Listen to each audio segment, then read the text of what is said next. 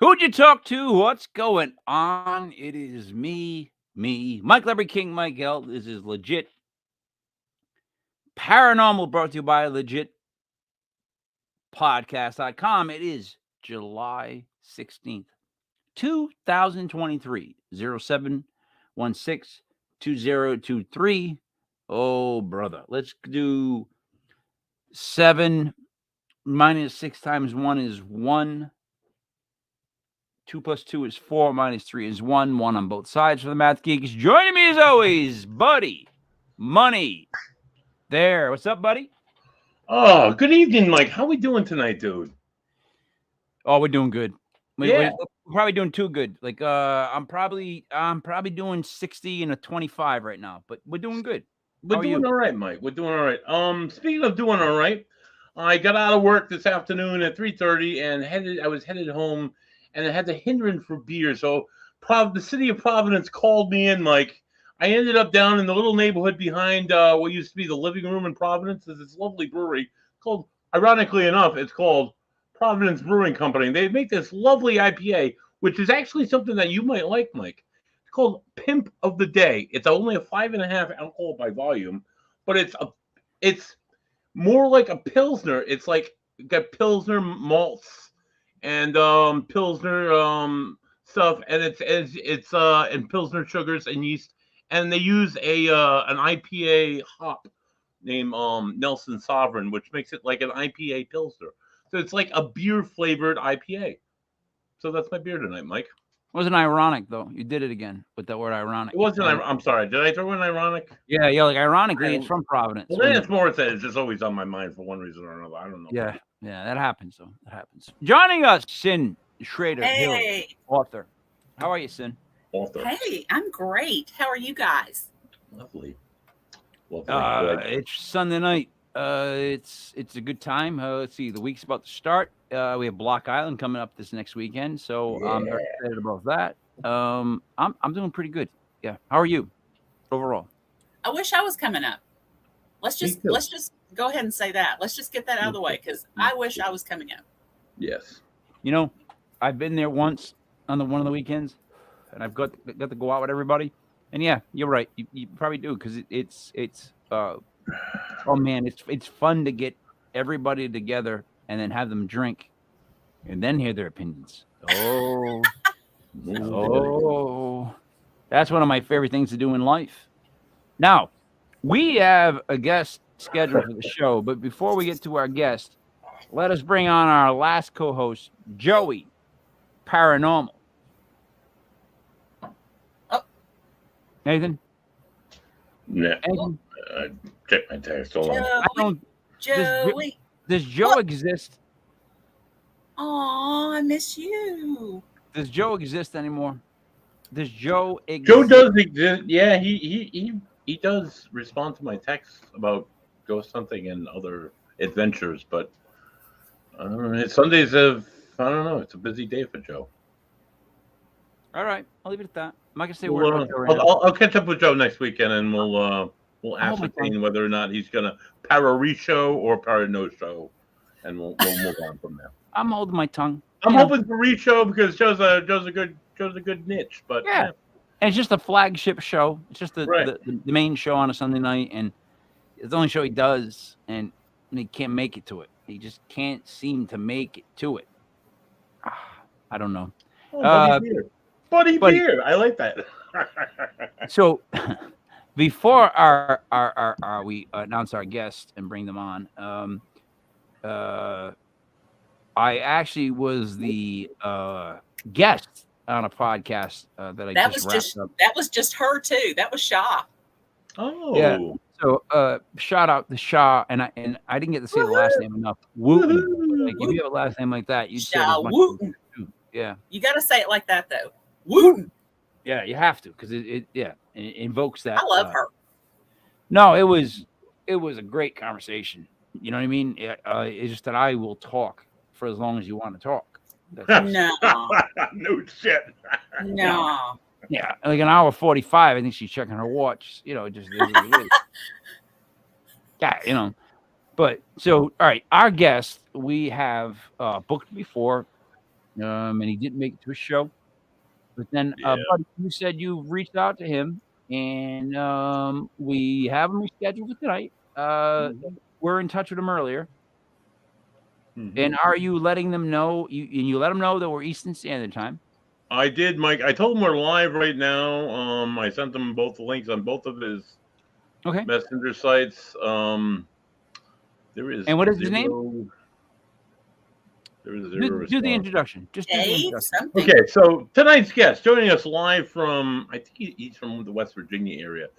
He's an author. He's authored, like 9-10 books on UFOs, on aliens, on which is kind of the same thing, on Bigfoot, on cryptids, on the Knox, on haunted houses, on ghosts, on Jesus Christ, you name it. This is like the all-around paranormal guy. So this is a perfect show for him to come on.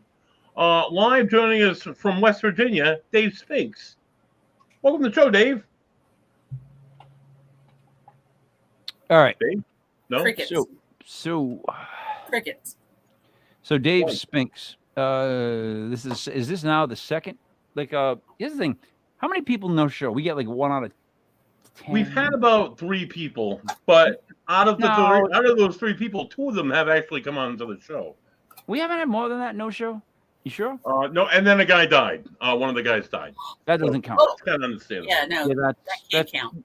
That's usually excusable. Usually, but in his case, it is. But now our tonight's guest did not pass away. Am I correct? He did not pass away, Mike. He is. That's good. Actually, when I signed on to my computer this evening about 20 minutes ago, he had a green little button next to his messenger. I'm like, oh, here we go. I'm just going to send him the link in a minute. And then he was gone, just like that, Mike. Just like a ghost, one would say, or a UFO, or Bigfoot just disappeared into the woods, Mike. So now, never existed. Let me ask you this: why would you no-show our show? Now, I want you to be honest. Are you afraid of what's going to be asked? Yeah. Is it how we look? Are we threatening? I mean, well, there's 3 of us asking questions and 3 of us that like to talk. So, I mean, what could go wrong? Right. A lot. It's live, yeah. But nothing. Nothing yet. He's still fun. Nothing but fun. So 8 minutes offline now so far. Let's discuss what Dave does as a career. Buddy, tell me about his books. Tell me about what he's done. Let's bring up his Amazon. Hold on, Mike. Yeah, let's do Dave for Dave. Let's explain Dave Spinks. That's a good show. As if Buddy Thayer was Dave Spinks. So, Buddy, I'm going to give you a second here. Is that his real name? Dave Spinks. Yeah, you've never heard of him? Is that his real name? Because on those other books, the first book, it's by David Weatherly. So, dun dun dun. All right. Who are we supposed to be speaking with? Who are we dealing with? Will the real Dave? I'm gonna flip this here, Mike, for a second. By the way, you ever see these are the Daves I know. These are the Daves I know by God damn it, what was that comedy group? Kids in the Hall. Oh, the short guy just starts walking around. He's talking to all the Daves you know. He's like, this is Dave my barber, and this is Dave something. They all come from different moms.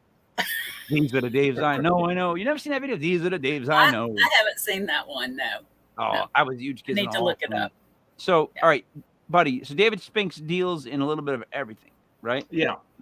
All right. He's an author. He's a paranormal investigator by trade, I guess you could say. That's a hot Bigfoot. So this is from here, West Virginia Bigfoot. We're gonna go into it. Yeah, he's very big. He's got big. Why is the man boob area of the Bigfoot? That's what I'm saying. Oh, that's a man. That's a male. He's got the whole body here, except on his forehead and his man boobs. Scary. That would be my first question to Dave Spinks. Yeah, he is.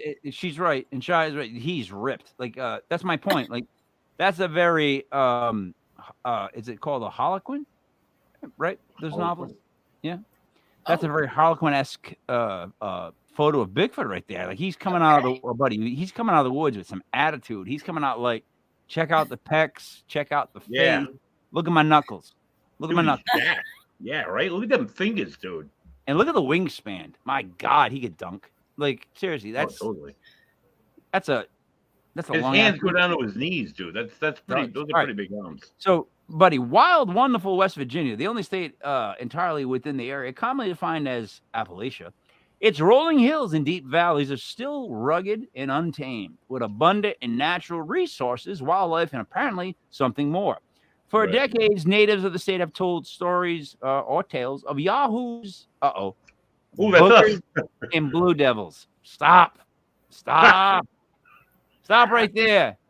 What do you mean? For decades, natives of the state have told stories of or tales of yahoos, boogers, and blue devils. We're a couple of yahoos, Mike.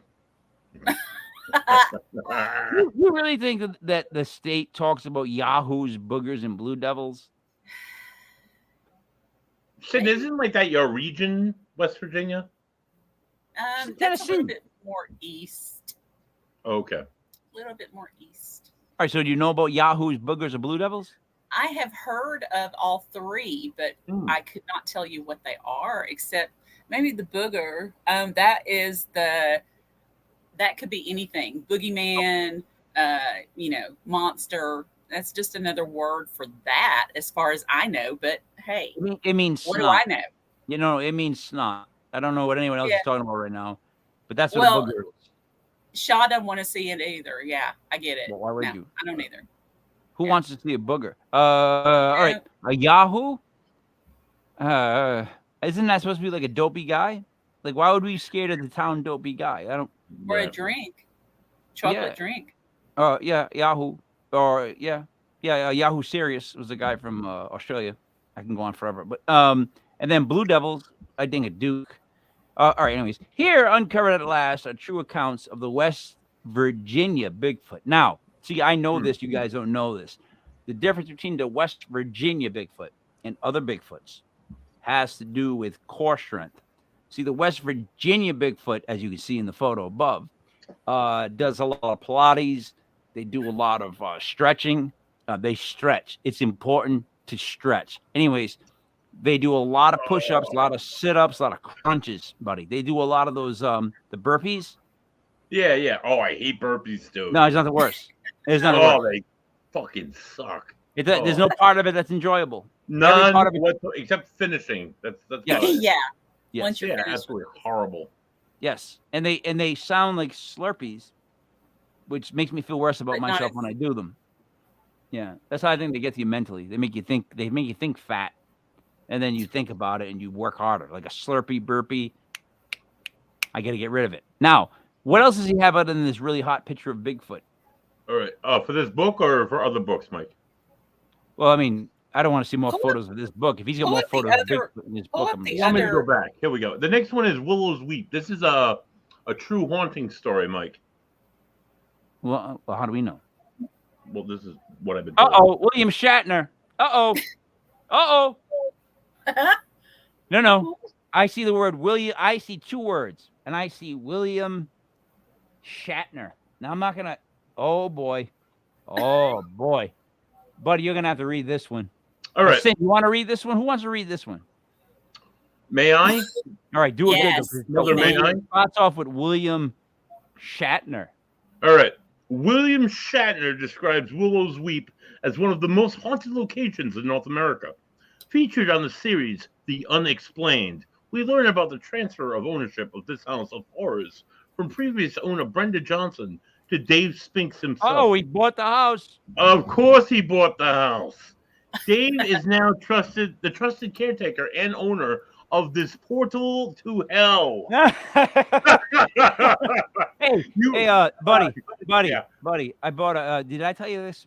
Me and the wife, we bought a beach house. Did I tell you this? No. Down there against it. Yeah. It's a portal to hell.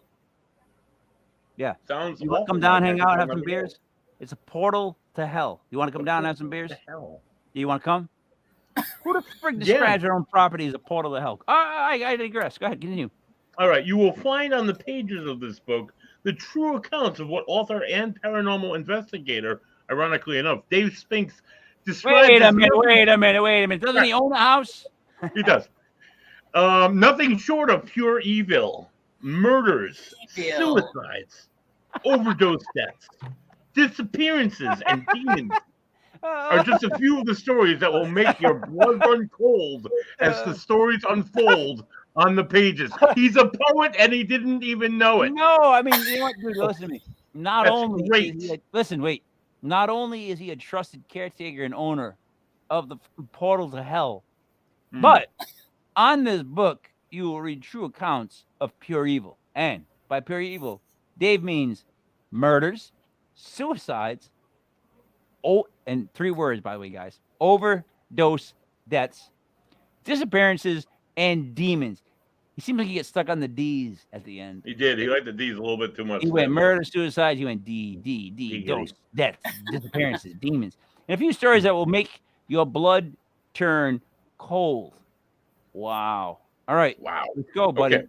This 30-year seasoned paranormal investigator has spine-tingling experiences with the demons that call Willow's Weep home. The real-life occurrences featured throughout the pages of this book are from multiple paranormal investigators, contributors, interview with the previous owner that will allow you to see that there is in fact a doorway to hell, and it may very well be located in Cayuga, Indiana, at Willow's Weep, published independently by Starborn Illumination Publishing Company. Sin, very good job, buddy. Thank you. Go back to that, buddy. No, go back to the reading, because I want to ask Sin a question. After everything he just told us about how haunted it was, and it was the doorway to hell, and it at the very end, would you have written will allow you to see that there is in fact a doorway to hell, and it may very well be located in Indiana? Like, he's already told us there's a doorway to hell. Right. By the end, he's saying it might be, here where I own the house. Maybe it should have been this one is located in. Or just stick to it and say the portal to hell is in Indiana, in the house that I bought, that I wrote the book about. Right. Which is it's just a little weird that, like, you buy the house, you read the book, then you write the book about it. But he did get William Shatner to describe it. That's pretty big. Now, does that mean that William Shatner just featured it on his series, The Unexplained? Like briefly? Is that what he's saying? It was on the TV show? I think it was one of the pieces. There's usually like 2 or 3 pieces that Willie Shatner does. Have you ever watched that William Shatner show? A few times. He's a great actor. He's a great actor, but have you ever seen The Unexplained William Shatner? I have. Yeah. It's just another paranormal show, Mike. No, I get it, but it's got William Shatner. Now, Dave, what do you think about owning the portal to hell? All right, what would you say? What would your reason be for wanting to own the portal to hell? Sin, let me ask you this: would you ever own? No. I'm not finished. No. The portal. I don't want it. I don't want it. Are you sure? I'm positive. I do not want it. No. What if you could write a book about it? What if I could write a book about it? Yeah. I could write a book about it, but I don't want to visit it. No, thanks. Buddy, what about you? Would you own the portal to hell? I thought that would be a great sign to hang on the bathroom door after I vacate the bathroom. Portal to hell. Other than that, no, I would not want anything to do with something so holy, hell is haunted as where I could just open a door and hell and demons and negativity and awfulness can shower me with negative attention. No, I'm all set. Do you think it's got one of those doors that when you open it, you hear all this gnashing and screaming? Ah! That'd be weird. And you have to close the door. Imagine how much money you could make on that kind of phenomena. They would put the Conjuring house out of business. If I open the portal to hell, I would hear mortgage, electric bill, T-Mobile. Yeah. You gotta call T-Mobile. Talk to T-Mobile again. Like, I am the psychotic that will call and just yell at the automated system. Speak to a representative. Speak to a representative, because I can't deal with that shit. No thanks, buddy. What else is he? That's a very spooky looking house. Did he pick out the curtains at Willow's Weep? Is what I want to know. But anyway, You know what? At the portal of hell, I don't look. This guy, so far we get a sexy Bigfoot and a portal to hell. What's next? The next one, Mike, is Real West Virginia Hauntings, Volume 1, paperback. Okay. Real ones. Stin, you're up on this. Yes. Hold on, I'll zoom in for you. Hold on. Oh, buddy, you can zoom in now with the computer? A little bit, Mike. Are you ready, Sin? Oh, am I reading this? Yes, you are. Oh, great. West Virginia, beating heart of the Appalachians, rugged, pristine mountains, legendary woods rife with rivers and wildlife. But there's more. More than just the rugged, pristine mountains? Dark hollows deep in the woods hold secrets. Oh, Jesus. Tales of ghosts and specters, legends of bizarre deaths, And here's my favorite line. and whispers of wayward wandering spirits. Stop. Have you noticed? Whisper. Have you noticed Word. when he gets stuck on a letter? He gets stuck on a letter. He is the king of alliteration. Yeah. You know what? By the way, saying ghost inspectors is just like saying, I don't know, red and red. Hey! I just heard from Dave. He's coming on. He's coming on. We're good because we're roasting him. It's been a roast so far. So Am I help me finishing? knows. I mean, we haven't Am I been finished? meeting. Okay, I'm sorry. I finished. My bad. In the first volume of his new series, Dave Sphinx digs deep into a host of dark tales that abound in his native state. Dim the lights, sit a spell, and settle in for some real S's. Virginia hauntings. Did you see the S's? Sit a spell and Yep. settle. Yep. Wandering whispers of wandering. Whispers of wayward wandering spirits and sit a spell and settle. Yep. I'm gonna try to see if I can get Dave to do some tongue twisters. Do it. I bet he nails them. Probably. Yeah. Shaw, that would be. That's a good question to ask. I don't know if I'm gonna ask it, but That was Shaw. yeah. Well, I say Shaw. I'm gonna mispronounce people's names just because of my accent. Like I can't see SHA and not say Shaw. It's Shaw. I get that, but you know, Shaw. from Rhode Island, I say Shaw. So, buddy, let me ask you this. Please do. Are you going to be the one to apologize for being so mean to Dave so far? No, we don't have to say anything, Mike. We're just No. I think you should. I think you have been. Mike, I think extremely- you. No, I mean, me and Sim were to agree right now. I think we would say that you have been pretty critical of him, and I want to make sure that you apologize when he comes on because you said some weird thing, man. I'm just, whatever. Yeah. Forget about it. All right. I get that. I'll take that. I don't mind that. So listen. So obviously he's in the Virginia area, and he's around rugged mountains. Can we agree that the mountains are rugged so far in the books? Yep. I've been in that country, and they are quite rugged. Legendary. Yes. All right. I understand what can make somebody legendary or make a location legendary, but tell me what makes it rugged. Like, as somebody who's from not where the mountains are, what makes a mountain rugged? Is it like seriously? Is it like how difficult it is to? All right, let me bring this out and bring in our guest, Buddy. Do the intro quick. You got 3 seconds. 3, 2, 1, Buddy, go. Buddy, I'm joining us live from. Oh Jesus! Okay. Joining us live from, I think, West Virginia. Yeah. Yes. He's an author, about 9 books, I think, probably more. I'm probably forgetting 1 or 2. Paranormal investigator, UFO, cryptids, Bigfoot, ghosts. Welcome to the show. Dave Sphinx, without further ado. All right. Okay. Hey guys, sorry about that. I couldn't get that link to work. That's all right. What we did, I'll tell you. In the meantime, was we just had fun with the sexy Bigfoot was the first picture we saw. Right, we just showing us photos of the Big one, yeah. and we were trying to figure out what exercise workout that first Bigfoot did. that's really the only question we had on that. It was weird. He just kept showing us a photo, and then the next photo was of the one that I was interested in. Now you bought the house that you wrote the book about, right?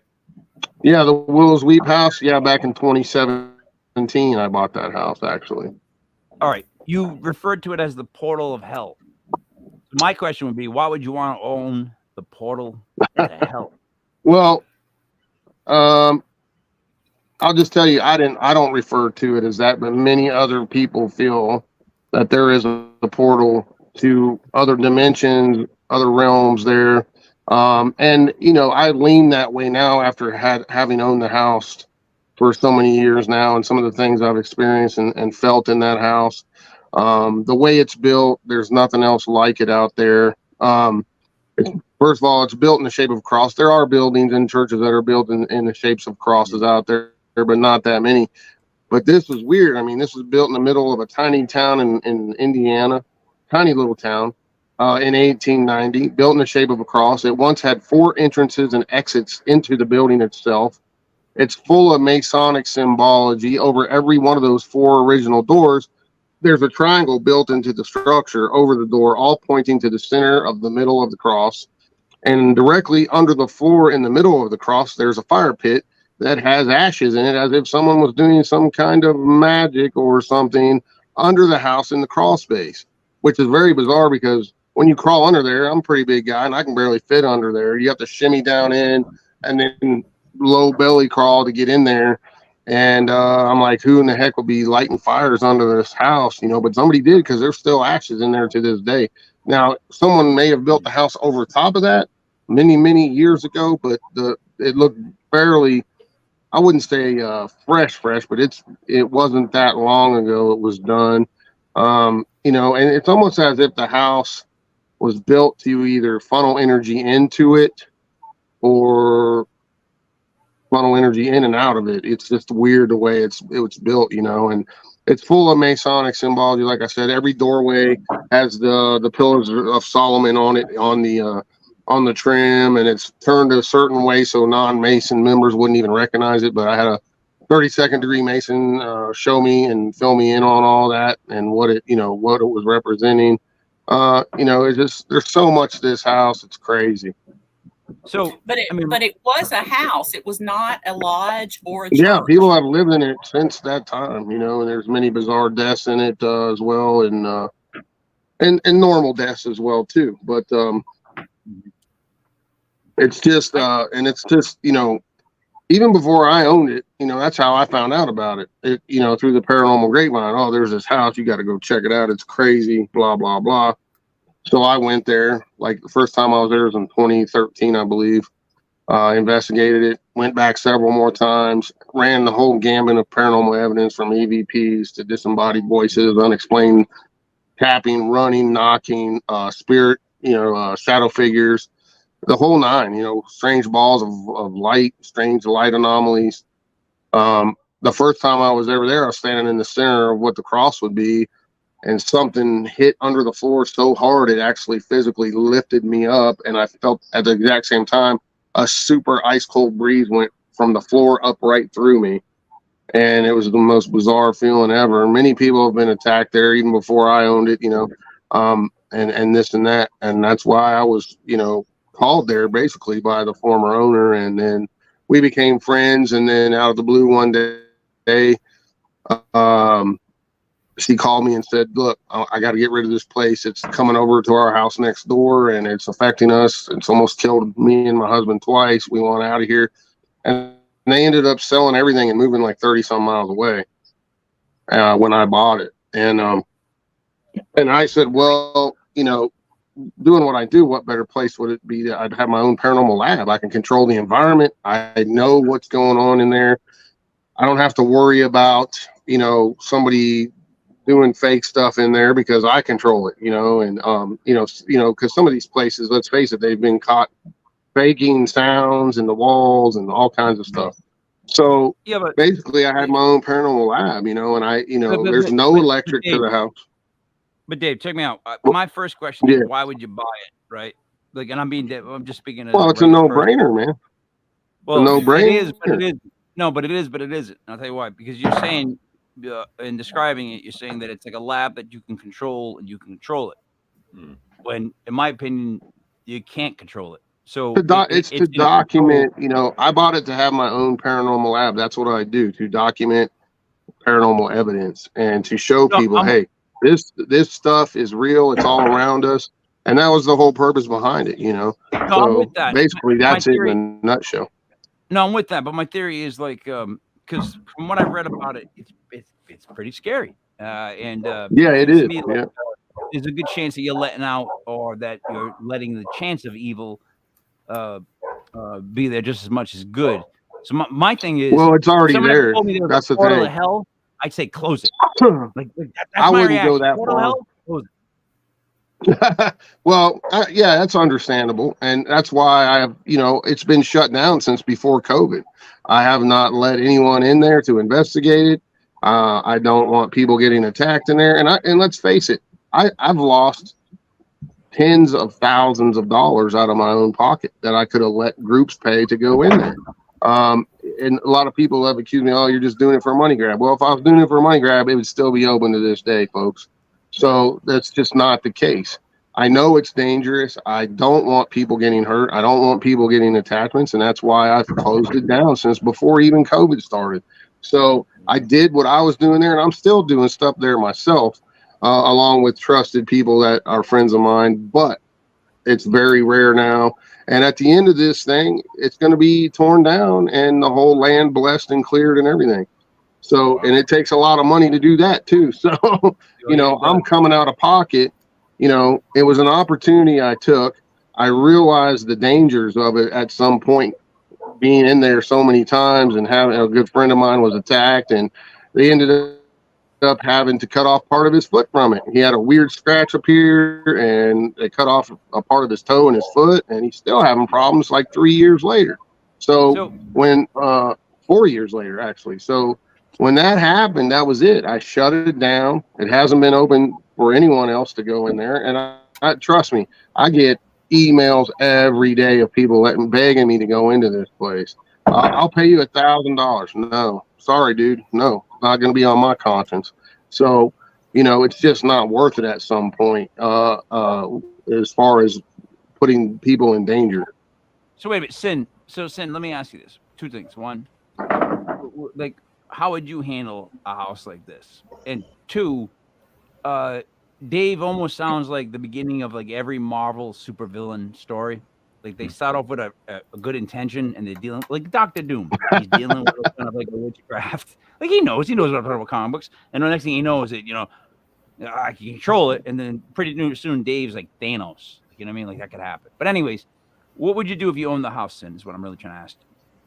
Open up the public, close it down, shut it down. What would you do immediately? If I had it, I mean, I would make sure that I had people around me that knew how to deal with that particular location. So, and I'm sure that's what he does. And I mean, you couldn't just let anybody in there because they might try even conjuring. Of course it will. Of course it will. Yeah. And Yep. I mean, this Happened whole world before. has got stuff that's popped through. We don't need any more. Buddy, what would you do if you owned the portal of hell? Oh my God. I have talked about this with other investigators for years. I would absolutely control the environment as much as I could. I would set up as many recorders, as many cameras as I could. Use certain lighting in certain areas. Use no lighting in other areas.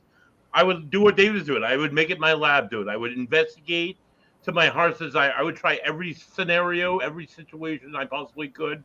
And then if it was clear and it was cool, then sure, maybe I'd open it to the public and sell tickets. But oh my, dude, this is the dream. What if Joey lost a foot? Joey's a trooper and has been through some real. Oh, you don't care about Joey at all. I put Joey in some tight spaces many times, and he's always come back for more. So imagine I say, what if Joey loses a foot and he tells me that Joey's a trooper?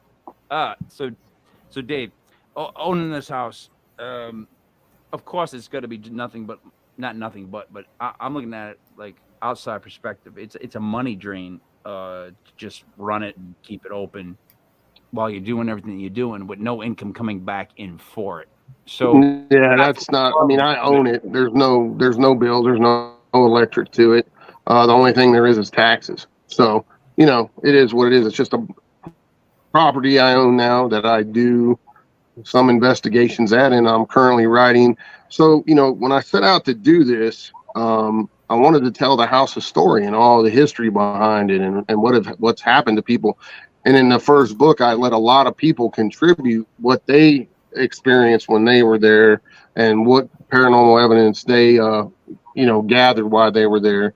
And it's continuing on in the second book, because this is stuff that's already happened, mind you. It takes a while to write a book. You just can't, So, and then, at the end, it's going to be the end of the weep. It's the end of the weep saga. It's going down. I mean, and I will have it blessed by multiple clergies from different backgrounds, to include shamans, Catholic priests, Baptist minister, the whole 9 yard, metaphysical folks, and do what we can do to hopefully shut that doorway down, that is possibly there, and to give it good juju once again. It's a beautiful piece of property, but something at some time, even the natives that are in that area, there was many wars fought there. A lot of people died there. The neighbors find pottery and arrowheads in their gardens when they dig them, and there's 2 rivers that come in there, and under the whole town, there's a huge aquifer. So that, we know water is a huge conduit for paranormal activity. So, it just feeds this thing, and all the blood that was shed in that house and everything else, people dying in there, and the bad energy that was there. And there's stuff that we heard tell of that we can't back up with factual evidence, that other people died in there as well, that we cannot, because the court records burned up mysteriously one time, and in the old courthouse. So there's no, there's no records of who lived there and who all died there. But the neighbors would tell a story. Oh, this one lady, she moved in there. She had a weird nickname, and she was suspected of being a black widow. And she had 3 of her husbands had all died, and she would collect insurance and move to the next town and marry the next guy. And then her little daughter came up missing, and then her older teenage son hung himself in the house too. But we can't find any records of that because there's nothing there on it. But this woman I'm was. going to be honest, Dave.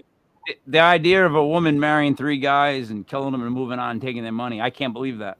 So it's really hard for me to believe. I was looking for the portal of. Hey, but that I don't believe. Wouldn't be the first time it happened.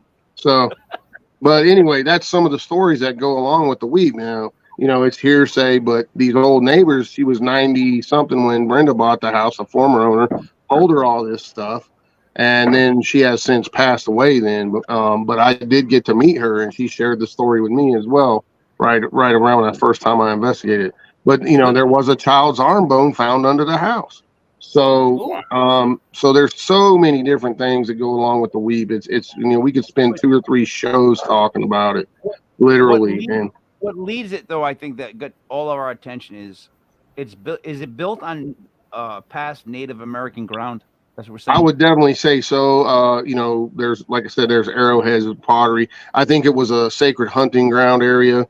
There are mounds, Native American mounds in the area. A lot of them were flattened by the farmers because it's surrounded by nothing but cornfields. Man, let me tell you, it's straight up Children of the Corn movie looking in that little town.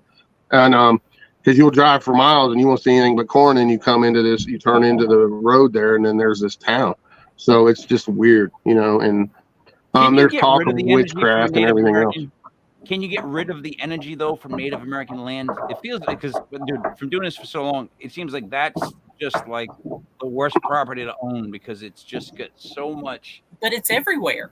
Yeah, it's a lot of these places have Native American ties, and the best thing to do, I've found, I know I don't look it, but I have a little bit of Native American. My great grandma was full-blooded Cherokee, and you have to bring a shaman in, and you have to offer offerings of tobacco and all kinds of things, and the sacred smoke and everything else.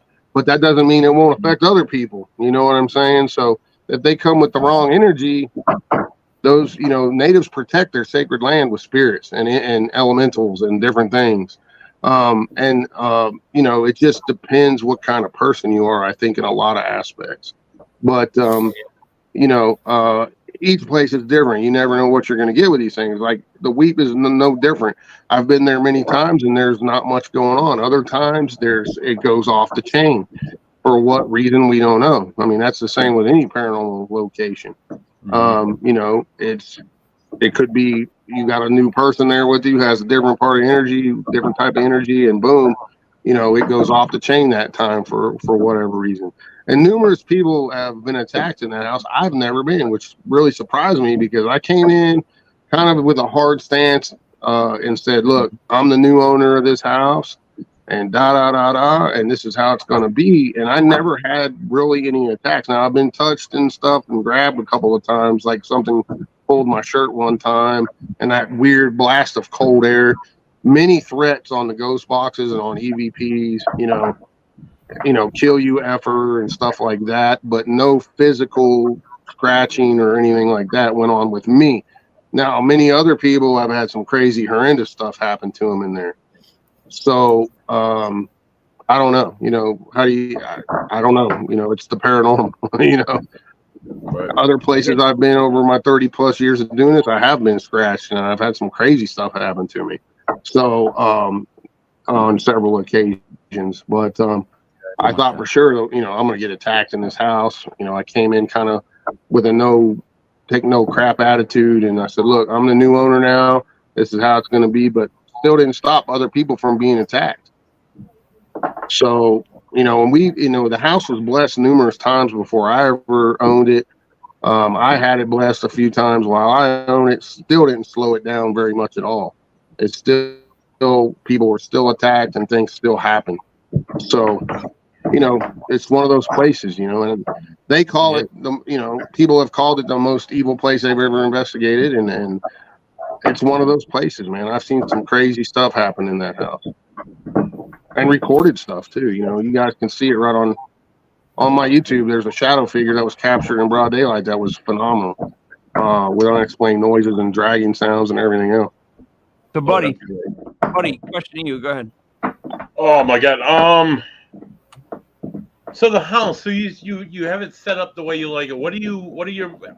How have you modified? Actually, I left it as original as I could, buddy. Oh yeah. It's pretty much the same as it was when I bought it. You know, at first I put all these cameras in there and stuff, and people were messing with them. You know, and I mean, I've come to the house and people have broke the windows in it and all kinds of stuff. You know, just a-holes, just people are just hateful, nasty people, man. I came there one time, somebody drew a pentagram on the sidewalk, you know, upside down pentagram. So you've got your bad elements going in there trying to conjure more stuff in there as well. And it's just it's really a nightmare to own a location. It really is, because people do not respect you. They don't respect the location and they don't respect the spirits. They don't. They think they pay their money, they can go and do whatever they want. You'll come in, you know, and you'll find 50 beer cans laying, you know, and stuff like that. It's just disrespectful, and I'm happy I shut it down for many reasons. So. Sin, and then I've gotten cussed out by investigators. You don't have no right to shut that down. I said, yeah, I do. It's my place. I bought it. I own it. Right. Yeah. I would just say I own it. Yeah, I own it. So stop saying that. As far as the Native American stuff, do you think that's the most of the problem, or do you think it could have been some kind of rituals that were done there? Well, that's a good question, you know, because we don't know. I mean, for the most part, we know Native American people are peace-loving people. Most tribes are. Now, when someone or something violates their sacred lands or their beliefs, then there might be some issues going on there. I think there was dark magic practice there. It was built for a specific reason, and we all know that natives know where the high energy places are anyway. They just go to them. I mean, they know. So that, like I said, it has two rivers flowing into it. There's a huge aquifer under the ground there. There was many battles fought in that area by the French and native tribes there, and lots of people on both sides died. So you got that bad energy, you know, because their sacred lands were being invaded by the French and so on, and all these generations later, the Americans and everybody else. So, you know, there's probably some PO'd elementals and spirits there from that. Then you have people doing nefarious things like certain Masons that delve into certain things and other things like that. So, and then you have just straight up dark magic witches and other things that I know were in that house because we found a pamphlet buried in the house. The former owner did between the original floor and the new laminate floor that was put in the house, and it was by an organization that was masquerading as the Church of God, but it had a pamphlet put out that told you how to summon demons and necromancy and everything else. And on the very front of it, yeah, right on the very cover of the pamphlet, it's an upside down pentagram on fire, and it says, "Is the spirit world real?" Well, when you flip through this pamphlet, it talks about how to summon demons. So any Christian organization I know doesn't put out pamphlets like that. You know, it's I've never heard of summoning a demon from a pamphlet. No, exactly. No, and it tells you how to do it right in there. So I'm like, wait a minute, this ain't right. And I've got the original book she found, and I did some research. It was put out by this particular sect of the Church of God in the 80s. It's still available today. You can find it online sometimes. It's basically what I could find out and dig up. It was basically a cult masquerading as a Christian organization. So it's pretty nefarious stuff, you know, when you look at it from that aspect. And why would they bury it between the new floor and the old floor anyway? They're trying to hide something, you know. I mean, it doesn't make sense. And that goes along with some of the missing records of people who probably rented the place back in those days, 80s, 90s, who knows, 70s, 80s, 90s, who knows. So yeah, but you don't. There's so much unknown about the weed still. No. Yeah, Yeah. why would it be underneath the laminate? That's so weird. Yeah. Mm-hmm. Because she had, like, you know, when they bought the place for her son to start his life, they bought a cheap house for him to fix a fixer-upper. And the son of the last guy that lived there took him to the house. Well, he wouldn't go in, and Brenda couldn't figure out why. So when he went in there, and they went in there and looked at it and everything, when they came out, he told them, yeah, my dad killed himself in this house, and he was the last person that lived in there. And, you know, when they started doing renovations, that's when they found that pamphlet. The new floor was kind of hooved up for moisture, so they had to scrape all that out. And there was that pamphlet hidden under in the corner of the room. And, you know, pools would turn on by themselves, fly across the room. All kind of things happen. Wow. And that's when they found the false ceiling that was over where they found those triangular structures built into the structure over all four doors. There was a false ceiling. And they were covering up those triangular structures. Well, we all know the triangle is a Masonic symbol as well. And they were pointing right over the doors, you know, I mean, weird. And then her son was attacked in there. She said a 2x4 just flew through the air and hit him right in the head one time. Tools would turn on and shoot across the floor and all kind of crazy stuff. And then when she started reaching out for help through paranormal teams, the first team she had in there when they were doing their investigation, she was attacked so violently that she said it felt like something punched her in the gut. And then she got scratched across her back so bad she was bleeding.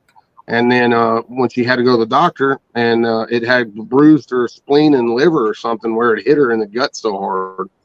Oh, wow. So, you know, it just carrying on. And it got to the point her son never lived in that house. Nobody ever lived in it since she bought it. And she was letting teams go in there trying to figure out how to get rid of this stuff or whatever. Jeez. And that's how I heard about it and got there and did my thing. And then ended up over some years becoming the owner of it.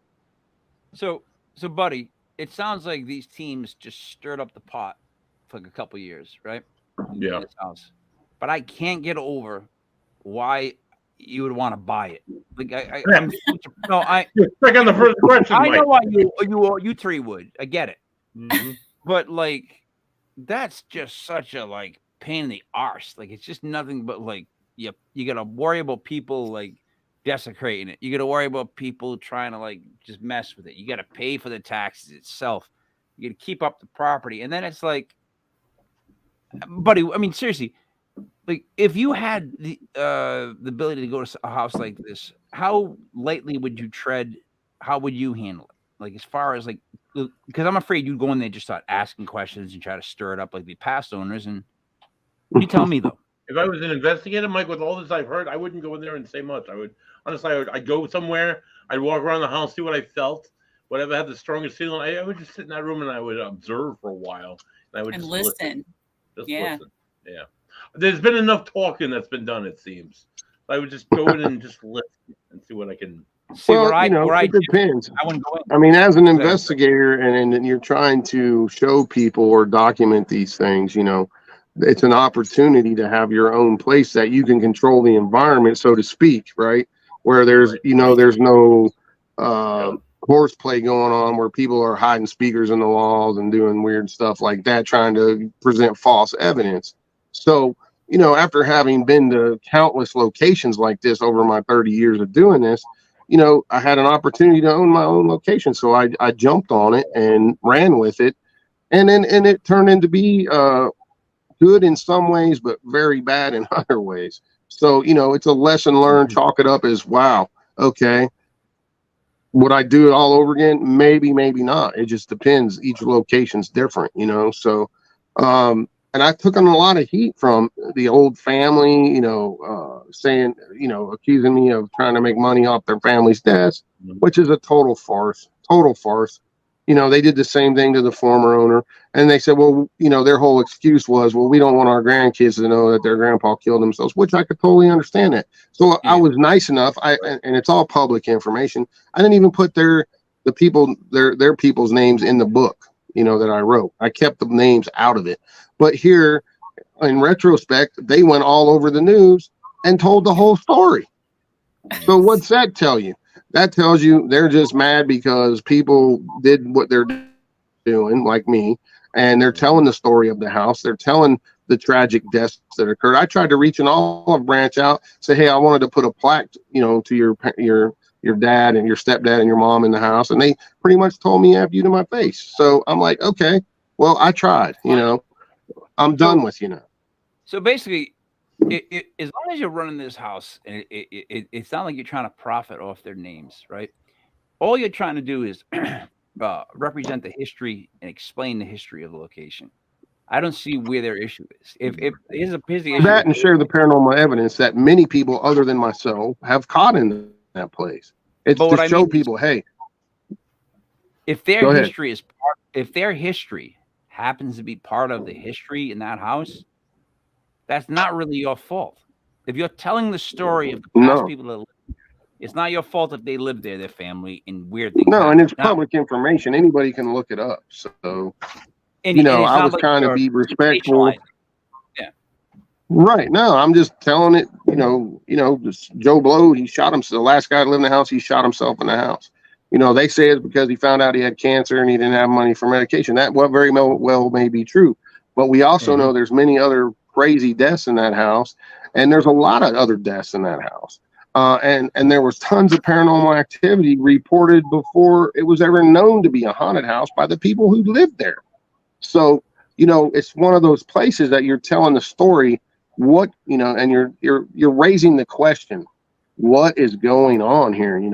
What is causing this paranormal activity? Is it one event, or is it many events, or is it an open doorway like we're talking about, a portal to another dimension, to another world, whatever the case may be?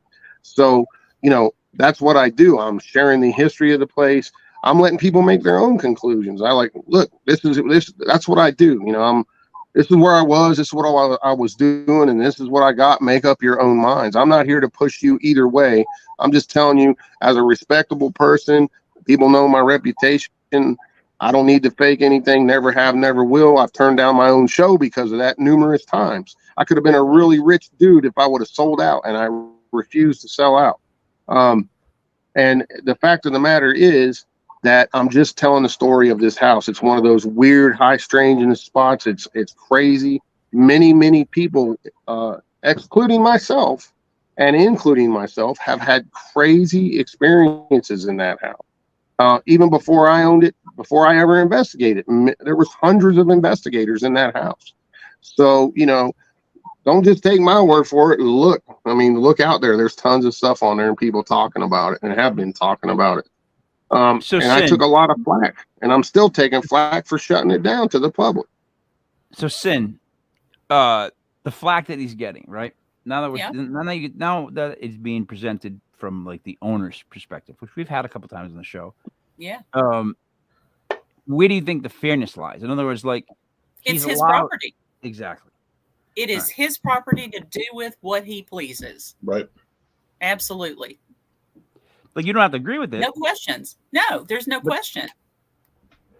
Buddy. All right, and I can kind of agree with you there because it's an organization that we have investigated for about almost a decade now, and we are the sole paranormal group that's allowed to investigate there.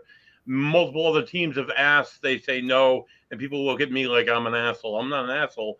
We just like have this respect thing with these people, and that's who they trust. It's their property. They have the final say so. That's the bottom line. You know, Right. It'd be like someone telling you at your own house that you bought and paid for that you can't do something at, or you're not allowed to do that. Are you kidding me? Get the hell out of here. You know, it's at my discretion if I want to let people in there or not. And the thing is, So- you have to keep up like some sort of a like you just said, you can't rent it out to everybody and have like it become. Well, a I was Woodstock. leaving it open to any group that wanted to come for a couple of years, you know, and it just got to They the took advantage. point where it became a nightmare, you know. I believe it. I mean, any business owner would tell you that. Like the public is a nightmare. Like you, you Mhm. open it up to them. Just everything bad. You like it's not like a lot of good's gonna come flowing in. Unfortunately, it's just gonna be a lot of bad. Well, it was to let people say, hey, it's not just me saying this. It's I want other people's perspective and what they feel and what they get when they're there, you know, because we put a lot of their accounts in the book because we're telling the story of this place. It's not just one person. It's multiple people over years have had crazy experiences in there. So when there's that many people having crazy experiences, it's not a coincidence. It's not a random thing. It's happening right now, right there as we speak. So, that was the whole point of it. It was to have control of the location that was legit. There's no power in the building. So any EMF hits you get are legit, everything. There's no false positives and the whole 9 yards. You know Nice what? word, by the way. Yeah, I like to use the word legit. You plugged it in there nicely twice. I appreciate that. Because we're running late on time, Buddy, let's start with Sin. Sin, what would you like to do to wrap up? Say, ask. What is the one place that you have been that you hated the most? Ooh. Investigation. Hated as far as yeah, it just I don't know. I don't. Thing. Was As far as anything like too dramatic? Too many headaches, too many. Well, not friend really, lives in the because I love foothills all there, right? places. I love historical places. I love haunted places. I mean, I know some places are a little very strict on certain aspects of filming and whatnot. I think they need to lighten up some of that. But if they, some of these places, they charge exuberant amounts of money to do that. And it's got to the point where, just weekend warrior type folks that love to do this on the side because they're a paranormal enthusiast, they can't afford to do it. And I think that's a shame. It's a shame. But it's like we go right back to it. It's their location. They can do whatever they want. And I think they do that too to keep some of the riffraff out that, and whatnot. But because there is a lot of riffraff out there in the paranormal community, so to speak, that don't care what the rules are. They're going to break them. They're going to conjure things. They're going to do satanic conjuring stuff and everything else. And that's unfortunate, but it happens. And I know other location owners as well that have had the same type of situation go on where people come in, disrespect the rules, disrespect the house, the spirits, whatever, and they just don't care. And that's unfortunate. But you'll have that in all aspects. Yeah, I was just going to say life. this, but somewhat common. Yeah, you're right. I guess it comes Buddy, with the territory. Buddy, what would you like to say or ask to wrap up? So before I wrap up, Dave, it's been a pleasure. Tune in. If you ever want to do show some of the stuff you got, we got a clip show on Thursday nights live at 8:05 this week. We have on Neil Farley. He's a medium. He's a paranormal investigator. He'll be on to share with us some of his better clips and his evidence or data of paranormal stuff next Sunday live at 7:05. Anne Marie Manala, she's an author, she's a paranormal investigator. She'll be on talking to us about all this fun stuff again. My question to you, Dave, we didn't really touch upon it, but you have a lot of books on the topic. And Yeah. 2 years ago, we were at the same Virginia ECBRO Bigfoot convention in what's that? Fort Defiance. What is Bigfoot indeed alive and well and living in West Virginia? Well, I would say yes. I mean, there's a lot of reports ongoing. I get reports monthly, if not sometimes weekly. And, you know, these are from credible people, law enforcement officers, school teachers, doctors, lawyers, whoever, that have really something to lose by coming out and sharing their story in the public. They definitely saw something. What they saw, we don't know, because we don't know what a Bigfoot is at this point. We know some people feel it's a living, breathing creature. Some feel it's an elemental type creature. Some feel it's an ET, even, because many stories have seen, you know, over the years, many people have seen strange lights in the sky and seen a Bigfoot, or vice versa. So I just tell it like it is. I'm not going to claim to know what Bigfoot is, because I don't. People that say they know without a doubt it's this, they're full of crap. Show me the proof. You know, show me the proof. I know what I saw when I was a kid, which is what started me in this. When I was 13, I saw a Bigfoot with my papaw right down from behind me, about 5 miles from here. You know, and it changed my life. And it would terrify me, but it also made me very curious as to what the heck it was we saw, and I wanted to know more. And that's really where I started my journey, reading about it and looking into it. And then I had a couple of ghost experiences, if you will, haunting experiences with my other grandfather when he died. And I've talked about that numerous times, and they're in my book. The stories are in my books too. You know, I do this because I love it. It's I call it a hobby gone insane, really. And it fascinates me because it's three of man's greatest unanswered questions, really, to a point. Are we alone in the universe? Are there unknown creatures walking among us? And what happens to us when we die? You know, and that's really why I do what I do. If I can find one little piece of that puzzle, it makes it all worthwhile. And the journey getting there is a blast. You know, and documenting some of the things you experience over those years is fascinating to me. And I still get excited when I get a really good EVP, and I know for a fact I'm the only living person in the place, and I got a response to my question. That fascinates me. How does that even happen? You know, so right. It's really cool in my view, in my opinion, and it can be scary at times. And there's stuff out there that can reach out and touch you in a way you don't like. Trust me. I did have an attachment from a case one time, and I don't ever want another one. So it does get nuts. An attachment does not sound good whatsoever. That's something I would avoid. Dave, well, where could people read more or other stuff like that for you, like websites? You can get all my books on Amazon. Go to my website, www.davespinks.paranormalinvestigator.com. You can see all the shows I've been on and upcoming appearances, which I have a ton this year. I had like 25 or 30 conferences this year and events I'm appearing at, and more coming. We are closing our store, World of Weird, the hard store, and taking it mobile.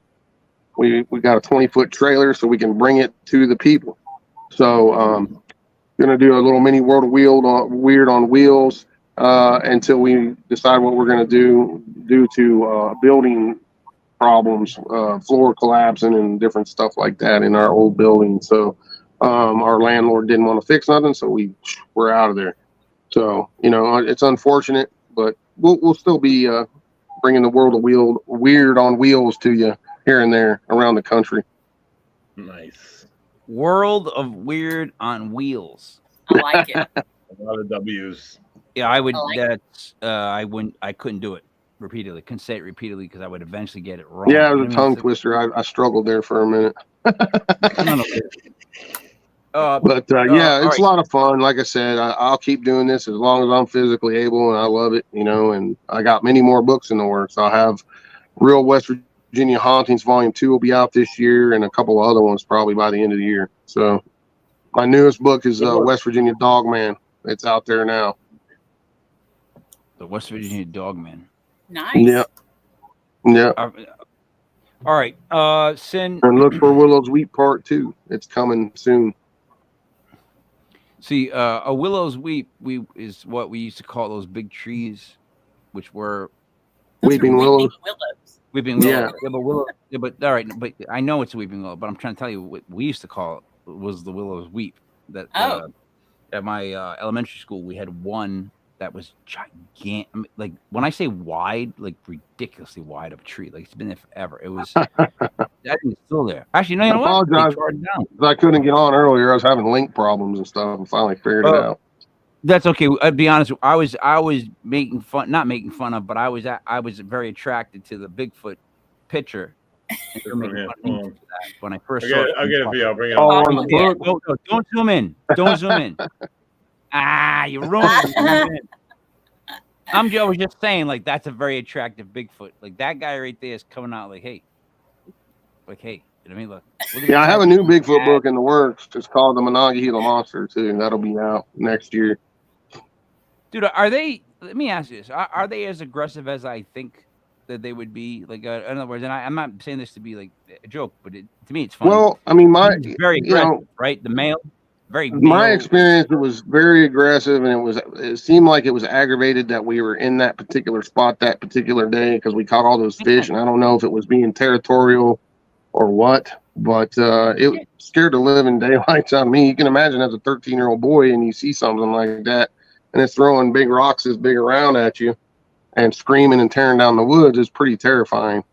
But yeah, you know, I mean, it felt very aggressive and very territorial that day. And I've interviewed other people that have had big sticks. Like when I say big stick, I mean probably that big around chunk of wood thrown at them from something, you know, around here in West Virginia.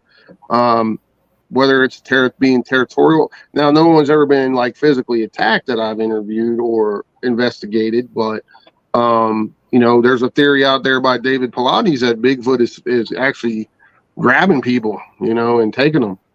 So, you know, who knows? I mean, what's going on here? Yeah, that's David Weatherly's book there, and I'm a contributor in that book. And there's a lot of big name crypto guys and contributed in that series. That's volume 2 of a series. It's a really good series too. It's called Wood Knocks, and that's volume 2. So I'm a contributor in that volume. That's why it comes up when you do my name on there. That is not an attractive Bigfoot at all. that doesn't even come close to the look. Look at it. It's not even as handsome. Give me a break. No. The first Bigfoot was like Harlequin-esque. This Bigfoot is like science fiction. No offense. Hey, it is what it is, you know. Whoever drew it, you know, I don't know if they were going for sexiness, but I gotta wrap it up past our time. I want to thank Dave Spinks for being so. Let's wrap it like this. Yeah, let me know when you want me on again. I'll make sure we get on time and everything. It was a cluster today, and I apologize for that. Let's agree to blame it on Buddy. So, 4, Dave Spinks. 4, Sin Shrader Hill, author. 4, Buddy Money Thayer is me, Mike Leper King, Mike Elders was legit. Paranormal brought to you by Legit. Podcast.com. We will see you tomorrow night with, oh boy, what is tomorrow night? Fear Flicks, Legit Fear Flicks. It's 8, and then isn't it the Compass of Curiosity? With Russ Stivers. You liked how I got that legit in there too, didn't you? See? Yeah, you did it twice.